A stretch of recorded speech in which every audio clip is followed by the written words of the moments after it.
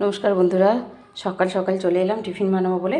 একটু পনির বসিয়ে রেখেছিলাম। এই যে পনিরগুলোকে টুকরো টুকরো করে ভালো করে কেটে নিয়েছি। ওপরটায় দুধটা একটু গাঢ় হয়ে গিয়েছিলো, যাতে ওপরটা হলুদ কালার এসে গেছে আর নিচের দিকটা সাদা।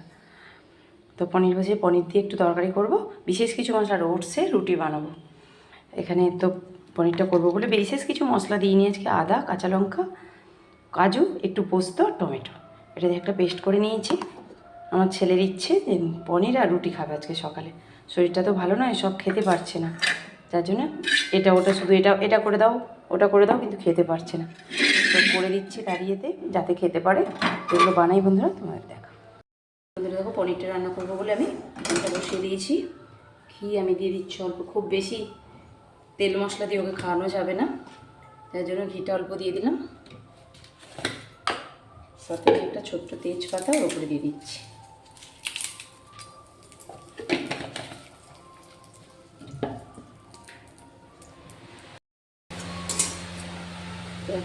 তেজপাতা দিয়ে দিয়েছি, এবার আমি পেস্ট করে রাখা মশলাটা দিয়ে দেবো।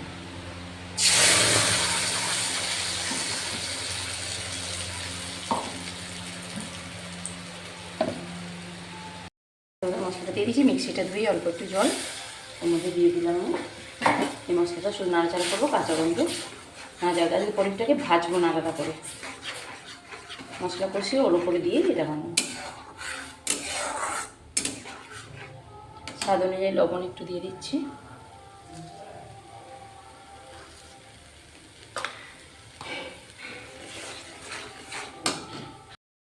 দুধটা থেকে ভালোই একদম রসটা মরে গিয়ে ঘন হয়ে গেছে। ওপর থেকে কিছুটা কাসুরি মেথি একটু দিয়ে দিচ্ছে, দিয়ে আমি টুকরো করে রাখা পনিরগুলো ওর উপরে দিয়ে দেবো।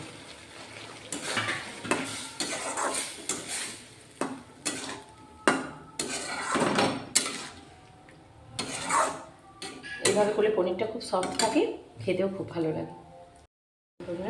পনির গ্রেভিটা রেডি হয়ে গেছে, ওপর থেকে আমি অল্প একটু বাটার দিয়ে দিচ্ছি। এটা যত মেল্ট হবে স্বাদটা আরও ভালো হবে। চট করে হয়ে যায়, ভালো সকালে টিফিন বা তাড়াতাড়ি কেউ এলে এইভাবে বানাতে পারেন। আমি কোনো গুঁড়ো লঙ্কা বা কিচ্ছু ব্যবহার করিনি, কোনো কালার লঙ্কাও ব্যবহার করিনি। আমি কাঁচা লঙ্কা দিয়েছি টমেটোটা পেস্ট করার জন্য, এই কালারটা এসে গেছে। তো আমার রেডি পনিরটা, এবার রুটিটা আমি করব। দেখুন আমি পনিরটা নামিয়ে নিচ্ছি এখানে।